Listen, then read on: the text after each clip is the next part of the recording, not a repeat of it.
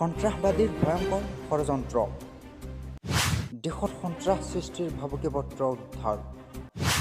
দেশৰ কেইবাটাও অঞ্চলত বোমা দি উৰুৱাই দিয়াৰ ভাবুকি, যিয়ে প্ৰকাশ কৰিছে যে দেশৰ বহুতো মুখ্য ৰেল ষ্টেচন আৰু ধৰ্মীয় স্থানসমূহ সন্ত্ৰাসবাদীৰ লক্ষ্যত আছে।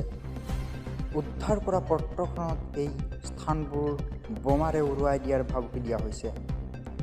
জানিব পৰা মতে, উত্তৰাখণ্ডৰ হৰিদ্বাৰ ৰেল ষ্টেচনৰ পৰা এখন ভাবুকিপূৰ্ণ পত্ৰ উদ্ধাৰ কৰা হৈছে।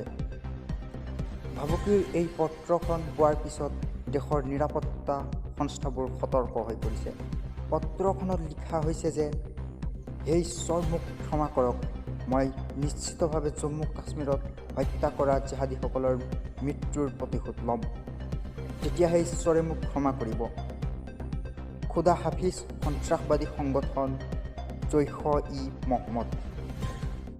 উদ্ধাৰ কৰা পত্ৰখনত লগতে লিখিছে যে ২৭ অক্টোবৰত হৰিদ্বাৰত ভৰ-কিউ পাউৰি, ভাৰত মাতা মন্দিৰ, চান্দি দেৱী, মনসা দেৱী মন্দিৰ, কেদাৰনাথ মন্দিৰ, বদ্ৰীনাথ মন্দিৰ, যমুনোত্ৰী আৰু গংগোত্ৰীও বোমাৰে উৰুৱাই দিয়া হ'ব। মনসা দেৱী মন্দিৰ, কেদাৰনাথ মন্দিৰ, বদ্ৰীনাথ মন্দিৰ, যমুনোত্ৰী আৰু গংগোত্ৰী বোমাৰে উৰুৱাই দিয়া ভাবুকি দিছে। এই পত্ৰখন ক'ৰ পৰা আৰু কেনেকৈ আহিছে সেই বিষয়ে বৰ্তমান আৰক্ষীয়ে অনুসন্ধান অব্যাহত ৰাখিছে।